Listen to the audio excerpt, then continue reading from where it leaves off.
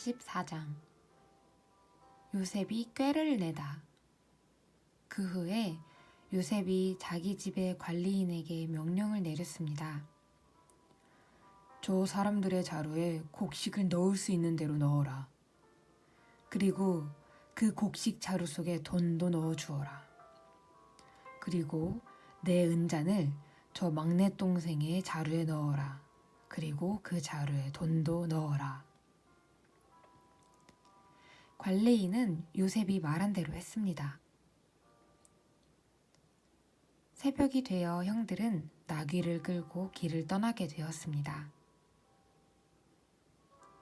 그들이 성을 떠난 지 얼마 되지 않아서 요셉이 자기 집의 관리인에게 말했습니다. 그 사람들을 뒤쫓아라. 그 사람들을 붙잡게 되면 왜 선을 악으로 갚느냐? 너희들이 훔친 잔은 내 주인이 술을 마실 때 쓰시는 것이다. 그리고 꿈을 해몽하실 때도 그 잔을 쓰신다. 너희는 너무나 몹쓸 짓을 했다 하고 말하여라. 그리하여 관리인은 요셉의 형들을 뒤쫓아가서 요셉이 하라고 한 말을 그들에게 했습니다. 그러나 요셉의 형들이 관리인에게 말했습니다. 왜 그런 말씀을 하십니까? 우리는 그런 일을 할 사람들이 아닙니다. 우리는 우리 자루 속에 있던 돈도 당신에게 다시 돌려주었습니다. 우리는 그 돈을 가나안 땅에서 다시 가지고 왔습니다. 그런 우리가 당신 주인의 집에서 은이나 금을 훔칠 리가 있겠습니까? 만약 그 은잔이 우리들 중에 누군가의 자루에서 나온다면 그 사람을 죽여도 좋습니다. 그리고 우리는 당신의 노예가 되겠습니다. 관리인이 말했습니다. 당신들 말대로 하겠소. 하지만 은잔을 훔친 사람만 내 종으로 삼을 것이요. 다른 사람들은 그냥 가둬줬소. 그리하여 모든 형제들이 서둘러 자루를 내려서 풀었습니다. 관리인이 맏형에서부터 막내 동생에 이르기까지 한 사람씩 자루를 살펴보았습니다. 관리인은 베냐민의 자루 속에서 은잔을 찾아냈습니다. 형들은 너무나 슬퍼서 자기 옷을 찢었습니다. 그들은 자루를 나귀에 다시 실은 뒤에 성으로 돌아갔습니다. 유다와 그의 형제들이 요셉의 집으로 돌아왔을 때 요셉은 집에 있었습니다. 그들은 요셉 앞에서 땅에 엎드려 절했습니다. 요셉이 그들에게 말했습니다. 어찌하여 이런 일을 저질렀느냐?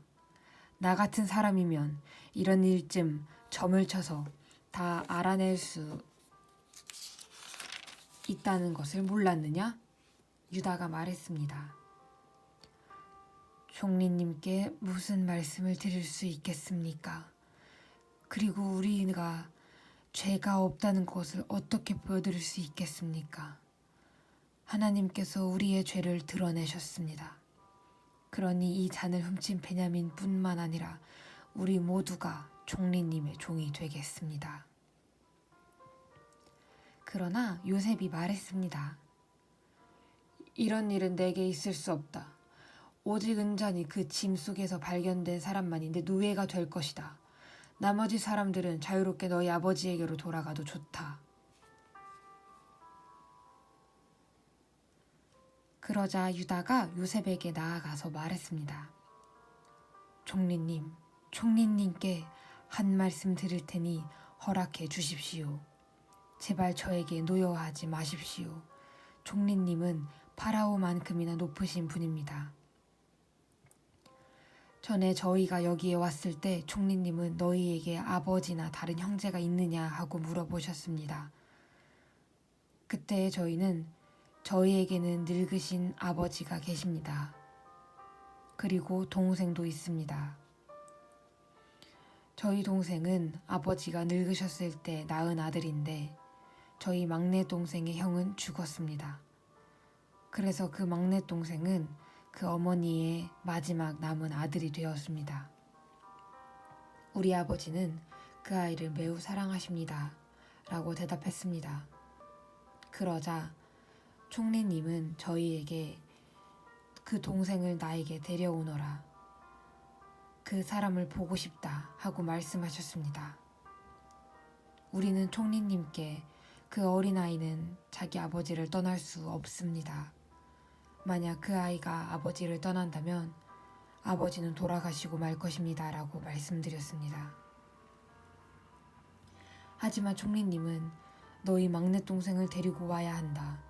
만약 데리고 오지 않으면 다시는 나를 볼지 못할 줄 알아라. 하고 말씀하셨습니다. 그래서 저희는 저희 아버지에게로 돌아가서 총리님께서 말씀하신 그대로 말씀드렸습니다. 얼마 뒤에 저희 아버지께서 다시 곡식을 좀 사오너라 하고 말씀하셨습니다. 그래서 저희가 아버지께 말씀드렸습니다. 막내 동생과 함께 가는 것이 아니라면 갈 수 없습니다. 막내 동생을 데리고 가지 않으면 총리를 만날 수 없을 것입니다. 그러자 제 아버지께서 저희에게 말씀하셨습니다. 너희도 알듯이 내 아내 라헬은 나에게 2 아들을 낳아 주었다. 그런데 한 아들은 나를 떠났다. 나는 그 아이가 틀림없이 들짐승에게 찢겨 죽었다고 생각한다. 그 아이가 나를 떠난 뒤로 나는 그 아이를 한 번도 보지 못했다. 그런데 너희가 이제는 이 아이마저도 내게서 빼앗아 가려고 하는구나. 이 아이에게 어떤 좋지 않은 일이 일어날지 모른다. 그렇게 되면 나는 죽을 때까지 슬퍼하게 될 것이다. 그러니 저희가 그 막내 동생 없이 집에 계신 아버지께 돌아가면 어떤 일이 일어나겠습니까? 저희 아버지에게 그 아이는 무엇보다도 가장 소중한 아들입니다. 아버지께서 만약 그 아이가 저희와 함께 오지 않는 것을 아신다면 아버지는 돌아가실 것입니다. 그렇게 되면 저희는 아버지를 돌아가시게 한 죄인이 되고 맙니다. 저는 아버지께 그 아이를 무사히 돌려보내드린다고 약속했습니다. 저는 아버지에게 만약 제가 그 아이를 아버지에게 돌려보내지 못하면 두고두고 그 죗값을 받겠습니다 하고 말했습니다. 그러니 제발 저를 남겨두어 종으로 삼으시고 그 아이는 형들과 함께 집으로 돌아가게 해주십시오.